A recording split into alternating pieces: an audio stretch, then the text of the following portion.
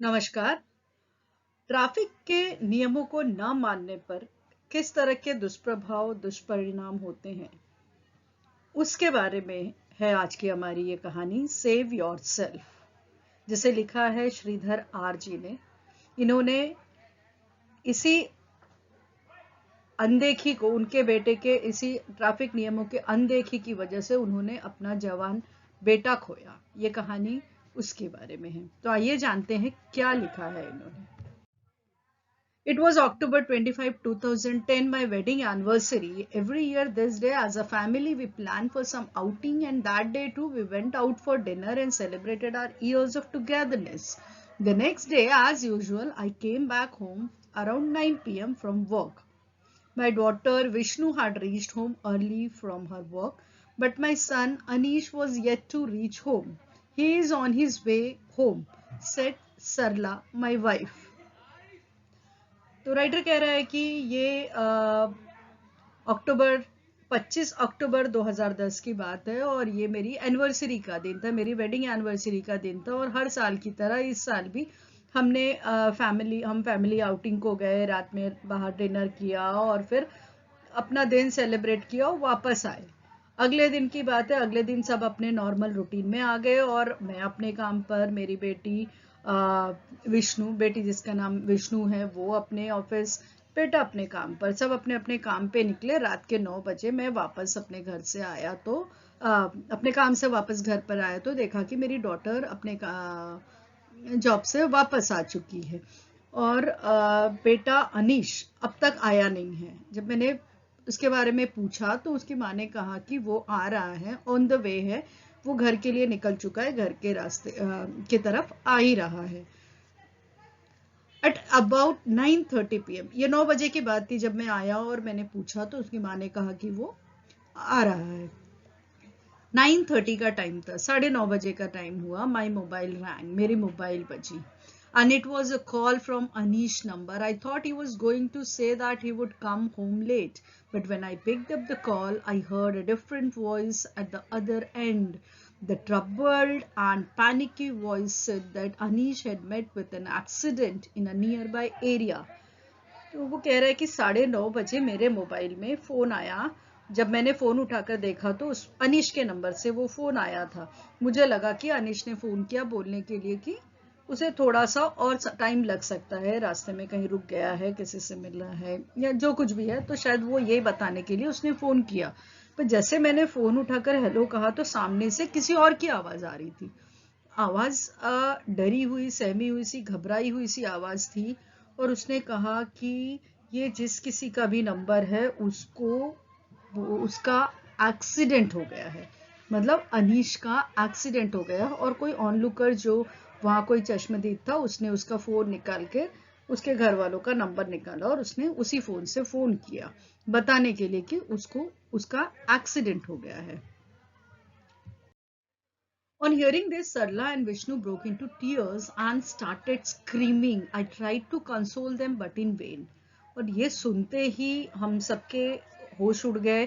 सरला मेरी वाइफ और विष्णु उसकी बहन दोनों जोर जोर से रोने लगे, चिल्लाने लगे। मैंने उनको चुप कराने की कोशिश की but it was in when, सब बेकार गया। I quickly sped to the accident spot in my car and the sight that I saw is still vivid in my memories. वो ये कह रहे हैं कि मैंने तुरंत अपनी कार निकाली और तुरंत उस जगह पे उसने जो स्पॉट बताया था वहां जब पहुंचा और जो मैंने हालात देखे हैं वो देखकर, वो हालात ऐसे थे कि आज की डेट में जब मैं बैठा हूँ ये लिखने के लिए तब भी वो पूरा का पूरा नज़ारा मेरे आंखों के सामने ऐसे ही है। इतना दर्दनाक वो हादसा था। My 6-footer son was lying unconscious on the road and the bike was on the other side of the road. With the help of the onlookers, we shifted Anish to the back seat of the car and I could feel warm blood on my hands as I was holding his head. We took him to a nearby reasonably good hospital as quickly as we could. वो बता रहा है कि जब मैं वहां पहुंचा, मैं क्या देख रहा हूँ, मेरा 6 फुट का बेटा रोड के एक किनारे बेहोश पड़ा हुआ है, खून में सना हुआ, और उसकी बाइक रोड के दूसरे साइड पड़ी है। तो आप अंदाजा लगा सकते हो कि कितना खतरनाक वो एक्सीडेंट हुआ होगा। ये कहते हैं कि हमने जो वहाँ जो लोग थे आसपास के लोगों से मिलके मैंने उनको उसको उठाकर कार के बैक सीट में रखा और जल्दी जल्दी उसे लेके हम हॉस्पिटल तक पहुंचे। इनका कहना है कि जब मैं उसको उठा के, जब मैंने उसके गर्म खून, मतलब खून लगातार जो बह रहा है वो खून मेरे हाथों में लगे, उसका एहसास मुझे हो रहा था। और मैं गाड़ी चलाकर तुरंत हम पहुंचे एक पास के रीजनेबल एक हॉस्पिटल में, जितनी जल्दी हो सके नजदीक से नजदीक हॉस्पिटल पहुंचने की हमने कोशिश की। It had been just a year since Anish returned from Scotland after completing his studies. ये सिर्फ तकरीबन बस एक साल ही हुए थे जब अनीश अपनी पढ़ाई पूरी करके स्कॉटलैंड से लौटा था। मतलब उसने अच्छी पढ़ाई की, पढ़ाई के लिए बाहर गया, स्कॉटलैंड गया, वहां से पढ़ाई कंप्लीट करके अभी मुश्किल से एक साल ही हुआ था, वो अपनी पढ़ाई कंप्लीट करके लौटा था। I used to always insist him to wear a helmet when he was on a two-wheeler, but he used to argue that he was traveling only a short distance. Accidents occur even when we traveled a short distance, and in the event of an accident, there is a maximum chance of head injury. तो ये कह रहे हैं कि मैं बार बार उसको कहता था कि बेटा तुम हेलमेट पहना करो, जब भी तुम बाइक चला रहे हो तुम हेलमेट पहन के चलाया करो। तो वो मुझसे आर्ग्यू किया करता था कि क्या, मैं तो बहुत दूर थोड़ी जा रहा हूँ, मैं बस शॉर्ट डिस्टेंस की ट्रैवलिंग कर रहा हूँ, पास में ही जा रहा हूँ, यहीं जा रहा हूँ। लेकिन जो एक्सीडेंट होता है ये ट्रैवलिंग का डिस्टेंस नहीं देखता, एक्सीडेंट कभी भी कहीं भी हो सकता है। और अगर आप हेलमेट नहीं पहन रहे हो तो किसी भी एक्सीडेंट में सबसे ज्यादा जो तकलीफ होती है, सबसे ज्यादा जो चांस होते हैं चोट लगने के, वो सर की इंजरी सबसे खतरनाक होती है और सर की इंजरी बहुत बुरी होती है, इसलिए हेलमेट पहनने के लिए कहा जाता है। और वो उसी चीज के लिए ना करता था, बोलता था कि मैं बस पास में ही तो जा रहा हूँ। There was urgency in the voice of the nurse sent by the doctor to call me. I felt a surge of anxiety as I entered the doctor's cabin. तो इस टेलिंग की बस जैसे हम हॉस्पिटल में ले गए, डॉक्टर ने ऑब्जर्व किया और तुरंत नर्स ऐसे भाग के आई और उसकी आवाज में जो जल्दी और जो बेचैनी थी उससे मुझे बहुत डर लगने लगा। उसने कहा कि आपको डॉक्टर बुला रहे हैं, और मैं डरता डरता डॉक्टर के पास पहुंचा, डॉक्टर के केबिन में गया। Doctor revealed that Anish brain had been severely injured and that a couple of hours he would collapse. However, I was not in a frame of mind to accept that. I wanted my son back to life. तो उसने कहा कि nurse ने आके जब बुलाया, मैं भाग के डॉक्टर के केबिन के पास गया और केबिन में गया, और जाते ही डॉक्टर ने मुझे साफ साफ कह दिया कि उसकी ब्रेन में बहुत सीवियर इंजरी हुई है, बहुत खतरनाक घाव लगा है, बहुत ज़्यादा कंडीशन खराब है और वो कुछ घंटों में कोलैप्स हो जाएगा। वो नहीं, उसके बचने के चांसेस नहीं है, वो नहीं बच सकता है। लेकिन एक पिता होने के नाते मेरा मन, मेरा दिमाग ये मानने को तैयार ही नहीं था, और मैं इस चीज को मानना ही नहीं चाहता था कि मेरे बेटे को कुछ हो जाए। मैं उसको वापस जिंदगी देना चाहता था, उसको जिंदगी में वापस लाना चाहता था। इसलिए we shifted Anish immediately to a leading hospital. हमने वहां से उसको निकाला, क्योंकि वहां से हम स्पेशली एक बहुत बड़े हॉस्पिटल में उसको लेके गए। The neurosurgeon there examined him and decided to go for a surgery. He was going to take a chance and get the surgery done because Anish was just 25. Being young was the only hope for his survival. तो ये कह रहे कि मुझे बिल्कुल भी मेरा मन मानने को तैयार नहीं था, मुझे मेरा बेटा वापस अपनी ज़िंदगी में चाहिए था। तो मैं उसको वहाँ से उठाया, हमने उसको एक पास के दूसरे एक बड़े हॉस्पिटल में शिफ्ट किया, वहाँ स्पेशलिस्ट को दिखाया, न्यूरो सर्जन ने उसे पूरा ऑब्जर्व किया। इवन न्यूरो सर्जन का भी वही कहना था, लेकिन वो एक सर्जरी करने के लिए तैयार हो गए। न्यूरो सर्जन ने कहा कि मैं एक चांस ले सकता हूँ, और चांस लेने के पीछे कारण ये था कि वो अनीश जो है बस 25 साल की उम्र का था, यंग था। तो सिर्फ इसलिए कि वो एक यंग है, शायद ये सर्जरी काम कर जाए और वो ठीक हो, उसके जो तुरंत एकदम जो कंडीशन खराब है, थोड़ी सी रिकवरी होने के चांसेस है, इसलिए डॉक्टर ने एक चांस लेने की बात की कि मैं एक चांस ले सकता हूँ क्योंकि वो यंग है। Alone, I was waiting outside the operation theater at 2:30 a.m. 9:30 बजे वो एक्सीडेंट की खबर मिली, तब से भागा दौड़ी और सर्जरी चलते हुए ये कह रहे हैं कि मैं अकेला ऑपरेशन थिएटर के बाहर 2:30 बजे, रात के 2:30 बजे मैं अकेला वहां वेट कर रहा था, वीपिंग कंटिन्यूसली, लगातार रोए जा रहा था। Anish was our dream, he was a role model to Vishnu, he was a wonderful person to our family and friends. Everyone wanted Anish back.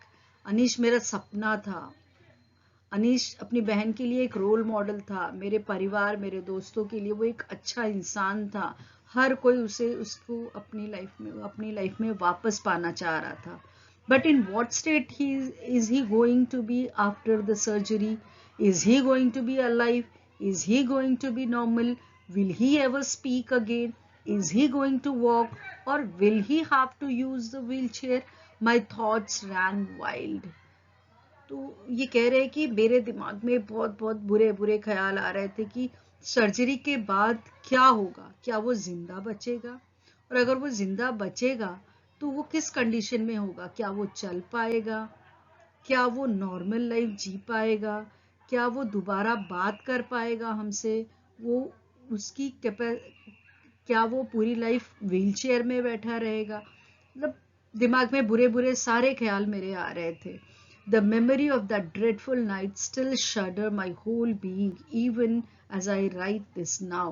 Words fail to express my grief. उस रात का जो दर्द है, वो जो दर्दनाक हादसा, उस रात का जो हर एक पल का जो दर्द मैंने सहा है या मैंने देखा है, वो ख्याल भी मुझे पूरी तरह से हिला देता है, मुझे अंदर से हिला कर रख देता है। इवन जब मैं अभी बैठा हूँ ये आर्टिकल लिखने के लिए, तब भी शब्द कम पड़ रहे हैं मेरे उस दर्द को, उस हादसे को बयां करने के लिए। After the surgery, the doctor said that in a scale of 1 to 15, where a normal person would be rated 15, Anish could be rated only 3. Surgery तो पूरी हुई, सर्जरी के बाद उसे उस समय बचा लिया गया, लेकिन डॉक्टर ने साफ साफ कह दिया कि अगर मैं 1 से 15 के बीच की रेटिंग दूं, जहां 15 पॉइंट जो है एक नॉर्मल इंसान को दिया जा सकता है, उसमें अनीश का 3 पॉइंट है, खाली 3 पॉइंट है। मतलब उसकी हालत अभी भी बहुत सही नहीं बोल सकता हूँ। हाँ, कुछ उस मोमेंट में होने वाले हादसे को रोका गया है, पर वो अभी भी ठीक नहीं कह सकते उसे। Anish, he was then shifted to a special room with 24 hours special nurse to take care of him. Tubes were inserted into his body to aid breathing, feeding and urination. वहां से ऑपरेशन थिएटर से निकालकर उसे एक special room में रखा गया, जहां एक नर्स पूरे 24 घंटे उसकी देखभाल के लिए, क्योंकि वो खुद से कुछ भी नहीं कर सकता था, पूरी तरह से मेडिकल एड में लपटा हुआ था। हर जगह उसकी बॉडी में ट्यूब लगाए गए थे, खाने के लिए, यूरिनेशन के लिए, इवन सांस लेने के लिए, हर चीजें आर्टिफिशियल तरीके से उसके शरीर में हो रही थी। The right side of his skull was cut open and kept in his abdomen for future use. उसके स्कल का राइट साइड को काट के खुला रखा गया था और उसको निकाल के उसके एब्डोमेन में सेफली रखा गया था कि फ्यूचर में थोड़ा रिकवर होने के बाद उसको वहां पे यूज किया जा सके। The only movement in his body were that of his head, which moved right and left, and his eyeballs. Why has this plight befallen my son? If only my child had listened to me and worn his helmet.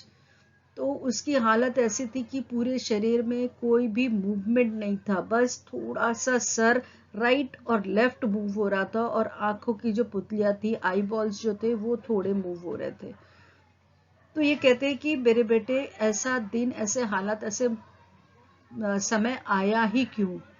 ये हुआ ही नहीं होता अगर तुमने मेरी बात सुनी होती और हेलमेट पहना होता, तो इस एक्सीडेंट में सर पे इतनी बड़ी इंजरी तुम्हारे साथ नहीं हुई होती। Anish was back home after months of hospitalization. Status of Anish status quo. Unconscious, hands and legs were in the stage of contracture, tubes in the neck for breathing, a catheter, a flexible feeding tube placed through the abdominal wall and into the stomach for feeding. A semi-hospital was created in the house. A cot with adjustable backrest, oxygen cylinder, BP apparatus, air bed, nebulizer machine, suction machine to suck the phlegm through his tracheostomy tube. 2 nurses, one for day and one for night, twice a day physiotherapy exercises. महीनों तक उसे hospital में उसी condition में रखा गया. उसके बाद उसे घर पे शिफ्ट किया गया हॉस्पिटल से डिस्चार्ज करके, क्योंकि स्टेटस जो थी उसकी अब भी वैसी ही थी, पूरी तरह से अनकॉन्शियस, सिर्फ हाथ पैर सब एकदम अकड़े हुए से. ट्यूब्स अभी भी उसके गले में, यूरिन के लिए कैथेटर लगाया गया था, ब्रीदिंग के लिए ऑक्सीजन ट्यूब लगाए गए थे, खाने के लिए एब्डोमेन से और पाइप लगा के रखा गया था. मतलब पूरी तरह से अभी भी वो उसी कंडीशन में था. घर पे लाया गया, घर का एक रूम पूरी तरह से एक छोटा हॉस्पिटल, सेमी हॉस्पिटल जैसा बना दिया गया. कॉट लगाया गया जिसमें बैक एडजस्ट करने के लिए, थोड़ा उसको उठा के खाना वगैरह डालने के लिए उसके मुंह में, वैसा बेड लगाया गया. BP apparatus, oxygen cylinder, air bed सब आसपास लगाए गए. 2 नर्स उसके लिए रखी गई, एक सुबह के लिए एक रात के लिए. दिन में 2 बार फिजियोथेरेपिस्ट आते थे, फिजियोथेरेपी कराते थे, एक्सरसाइज करा के कि बॉडी में थोड़ी तो मूवमेंट शुरू हो. We could only look helplessly at our suffering child and wish that nobody should ever go through our terrible situation. We all think that something like this will not happen to us, but it happened when you least expect it to happen. तो वो कह रहे कि हम बस एक मूक बन बस अपने बेटे के दर्द को देख रहे थे और हेल्पलेस थे, हम कुछ नहीं कर सकते थे. बस हम यही विश करते थे कि और किसी के साथ ऐसा हादसा ना हो. हम चाह रहे थे कि हमारे साथ ये हुआ ना होता, लेकिन किस्मत और हालात ऐसे होते हैं कि जिस चीज़ के बारे में हम सोचते हैं कि हमारे साथ ना हो, वो हो ही जाता है. तो हम कुछ नहीं कर सकते थे, हम बस हेल्पलेसली उस सिचुएशन को जिए जा रहे थे और कुछ कर नहीं सकते थे. But Anish used to say that when he wears the helmet, his head sweats, because of which his hair gets spoiled. But because he did not wear a helmet, now his head itself got spoiled. His life got spoiled. At 25, he had so many dreams. He had told me once, all our dreams will be fulfilled once I come back from Glasgow, Appa. He would have been still dreaming, but he was able to neither communicate nor act on his dreams.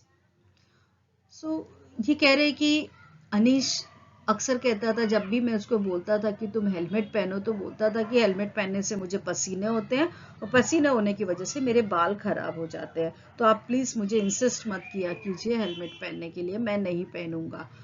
तो इनका कहना है कि बेटा अगर तुमने helmet पहना होता तो तुम्हारी लाइफ ऐसे स्पॉइल नहीं होती.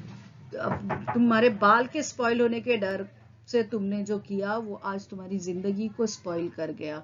25 साल की उम्र में उसके बड़े सपने थे, बहुत कुछ करना चाहता था. मुझे अक्सर कहता था कि मैं जब ग्लासगो से वापस आऊंगा तो हमारे सारे सपने पूरे हो जाएंगे. और शायद वो अब भी सपना देख रहा हो, लेकिन वो कम्युनिकेट नहीं करता है, हमसे बात करके अब बता नहीं पाता कि वो क्या सोचता है, वो क्या चाहता है. The whole family was crying every day. Vishnu cried with Sarla, Sarla cried in front of the gods in our puja room and in every temple she knew, and I cried within me. मेरी पूरी family पूरे दिन रोती रहती थी. उसकी बहन अपनी माँ के पास बैठकर रोती थी. माँ भगवान के मंदिर में, अपने घर के भगवान के मंदिर में, जितने मंदिरों में जा सके रोती थी, पूजा करती थी, सब करती थी. और मैं अपने आप में रोता था क्योंकि मुझे सबको संभालना था. मैं भी रोता था, मतलब मेरी पूरा परिवार टूट गया था. Life went on 4 years in bed and Anish's condition remained unchanged.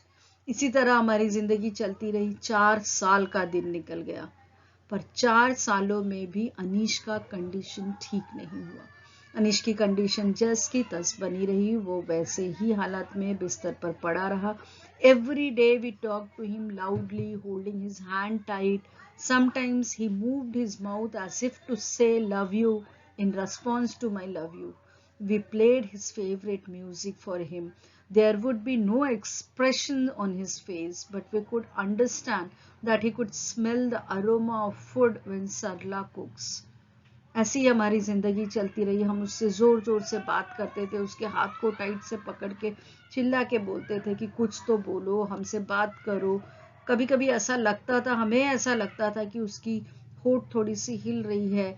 हमको रेस्पॉन्स करने के लिए जब हम कहते थे कि उठो, बात करो, आई लव यू, मेरे लव यू के जवाब में ऐसा लगता था कि वो भी कहना चाहता है कि आई लव यू टू पापा। बट ये ऐसा हमें लगता था, पर ये होता कुछ नहीं था। हम उसके पसंद की म्यूजिक बजाते थे कि वो सुन के कुछ मूवमेंट, लेकिन वो पूरी तरह से एक्सप्रेशनलेस रहता था। हमें पता है कि वो बोलता नहीं था, पर उसकी माँ के हाथों के खाने की खुशबू उस तक पहुंचती जरूर होगी, वो फील करता होगा, लेकिन वो एक्सप्रेस नहीं कर पा रहा था। आज मेरा बेटा ऐसी कंडीशन में उस बिस्तर पर पड़ा हुआ है। Every month we took him for review in an ambulance. We tried all kinds of treatment techniques, but nothing actually bettered his condition. हर महीने हम उसको एम्बुलेंस में हॉस्पिटल ले जाते थे, पूरा चेकअप कराते थे, सब हर तरह की ट्रीटमेंट हमने कोशिश करके देख ली, लेकिन कुछ भी उसे ठीक या थोड़ा भी नॉर्मल नहीं कर पाया। 4.5 years passed by. इसी तरह तकरीबन 4.5 साल गुजर गए। One day Anish had a problem with his uro catheter. जो यूरिन के लिए कैथेटर लगाया गया था, उसमें एक दिन वो 4.5 साल के बाद उसको वहां पे कुछ तकलीफ हुई। And we rushed him to the hospital. हमने उसे तुरंत लिया और हॉस्पिटल भागे।